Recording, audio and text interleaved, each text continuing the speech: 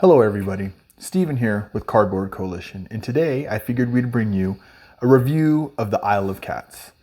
And as I say this, like if you've watched the How to Play for Isle of Cats, as I said, this is something that I picked up for Resvon, and I really wanted her to be here for this. Government's taking their time. So hopefully we can get her here and we'll go over the Kittens and Beasts expansion, which I bought this with when that expansion came out on Kickstarter with the big 2-minute box and all that stuff. That's why there's some of these wooden trays out and stuff. But anyways, back to the review. So a review of Isle of Cats. This is from the City of Games. The City of Games, I have notes here. The City of Games, the designer is Frank West. This is for 1 to 4 players, depending on if you're using standard mode or family mode. Standard mode, it takes 60 to 90 minutes for ages 12 plus. And for family mode, it is 30 to 60 minutes for ages 8 plus. All right, so let's go ahead and jump into this. What is this game? All right. Oh, where do I put this? Let's put this right here. Ugh, and I'm messing up my board. All right, let's put this right here. All right. OCD. All right, so the theme of the game. Theme of the game is cats on a boat. No, kinda. The theme of the game is there's an island, there's a bad guy, Vesh. He's come in to destroy the world, but he's going to take out this island of cats first. You are fishers from, I can't remember the island now, another island close by, and you decide to go help rescue these cats, right? So the whole theme of this game, you can sum it up is rescuing cats, fitting cats on your boat, something along those lines. All right. So the mechanics of the game is tiling. So you get these tiles, right? You get the cats and you put them on the board. But there's also drafting, right? Card drafting. Each player gets a stack of 7 cards, and you draft through them, you pick 2, you can watch the How to Play. So there is card drafting in there too. So I would say that's a mechanic. And then in some ways, I would also say hand management, because you have to pay for these cards, but you also sometimes want to keep cards that you might use later. So I'd say there's some hand management in there, right? So tile laying, drafting, hand management. There's a lot for a lot of different types of gamers to enjoy about this game. There's cats. Everyone likes the cats. It's colorful, right? Everyone likes that. All right. So next is the ease of teaching, the ease of play. It's a very easy game to play, with the caveat that when you first sit down and look at it, it looks maybe a tad bit intimidating, maybe a little bit intimidating. Looks like there's a lot going on, but it's really laid out for you pretty good here. The one thing I would say, I doubt Frank West will watch this, but the one thing I would say, if he was watching this, is that there's the cleanup phase is empty the field. And it would help to say move Vesh's boat forward. It does say it in the rules, but you get so used to just looking at your little player board in front of you to do everything, it slips your mind, right? But it would just be nice to have that little added down here, Vesh's boat moves or something like that. Advances, however you want to put it. But with that said, it's very easy to teach. It's very easy to play. Now you do have to pay attention because there's different phases, right? There's the field setting phase. Like I said, you can watch the How to Play, so I'm just gonna run through this really quick, but there's the field setting phase. There's the fishing phase, which is just collecting up fish, right? Then there's the exploring phase. That's when the first player deals out the cards and you go through the card drafting phase, and then you go through buying, right? And the exploring, picking what cards. And then I think in that way, it's some of the hand management. So you go through the buying phase, right? That's the explore phase. Then you read lessons. So you have lessons for yourself that you would put face down, or public lessons that you put out that everybody can score on. So you go over those lessons. And then you go through rescuing the cats, which does have 2 phases. You have speed. Where's some cards here so I can show you guys? Of course, I grab a whole bunch of cards that don't have any speed. There we go. That one works perfect. So you have speed down here, right? So you could play your cards based on the speed to move your position on drafting tiles and stuff like that. I guess tile drafting too, right? Well, no, it's not drafting tiles. Nonsense. Anyways, so you have your speed and you have baskets. You need fish and baskets to kind of get a cat. But the first part of it is you have your speed that you have to set up to see who goes first. Forgot to turn the air conditioner off, my bad. To decide who goes first, right? And then you play your cards for your baskets, right? And that's in the exploration phase, or the cat rescue phase.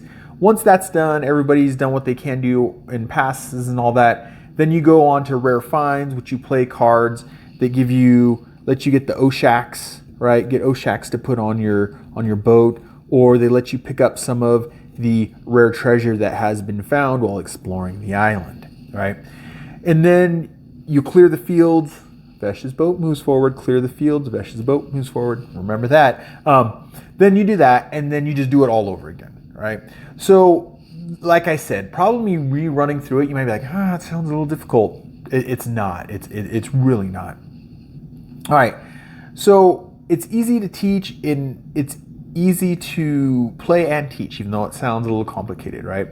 So the replayability, extremely large replayability. You have all these cards here, and you shuffle them and it changes up what goes out. You have a bag of tiles, right, that you can go through, right? They give you a different experience as you go through. The boats have the same kind of shape that you're putting everything in, but the rats, and I believe the maps too, I haven't looked at that, but the rats are definitely different, and I think the maps are in different spots too. You can watch how to play to understand what the maps do, right? So the replayability is really high, right? I think I wrote down really good. It's really high. There's a very high replayability. Another aside though, this goes back to Frank West, who won't watch the video probably, is when you set up, and maybe it's because it's the big 2-minute box and I did the Kickstarter and did all in and got everything, you add some of the public events aren't just normally in your deck, they're added through the modules, and it doesn't say that in the beginning of the instruction manual. Now if you get the base game, they might already just be in there and you won't have to worry about it, but I'm just saying. All right, so back to it. The replayability, great replayability, right? The production value is a great production value. Now these wooden fish are the Kickstarter stuff, but there's these cardboard fish that give you your fish. It's not bad. These cats, right? These little wooden cats are, like the purple one here, they're different shapes, right? They have different colors. They're all the same shape and color, but you get those. You get little Vesh's ship, right? These are the Kickstarter, the kind of a fancier, a bigger painted cat. But the cards are really nice. The cardboard that everything's made out of is a nice sturdy cardboard. Not super thick, but it feels sturdy, right? It feels like nice production. The box, and I honestly don't know if this is the main box lid or the 2-minute box, because their lids are exactly the same.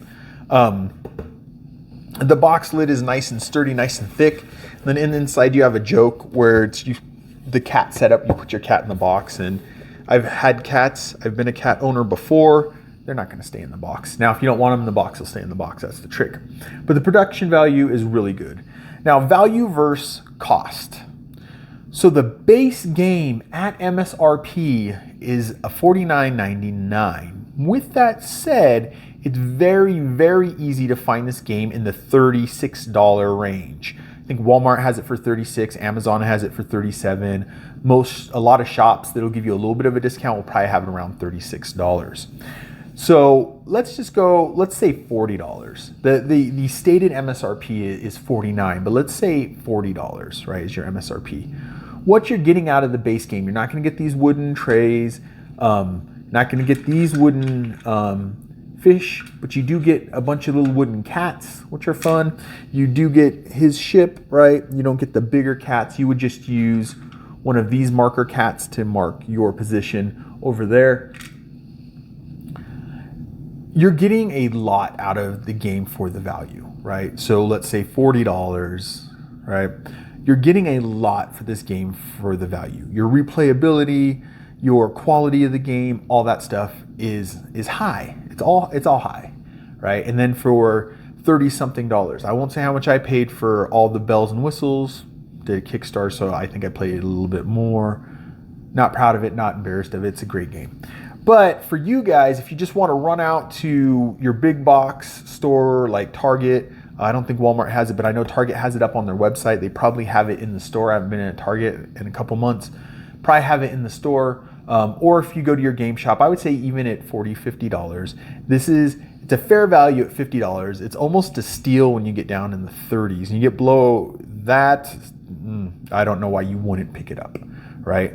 It seems that everybody's kind of having fun with it. I had a friend who played it who likes very crunchy games, is not a big fan of spatial games, so the tile laying kind of stuff.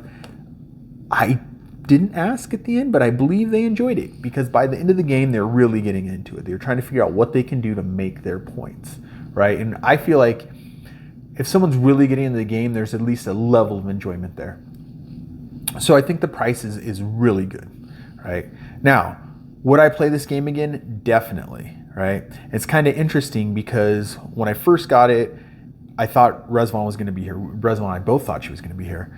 And I got it and I was kind of like, but I should do an opening, an unboxing for everybody because videos and trying to do the YouTube thing, right? I should just do at least that. And I put it off and I put it off. Then it was like, I need to get a video out. So then I was like, I'll do a how to play. Let's just get a how to play done and do the review because it had been a while. This has been out for a while.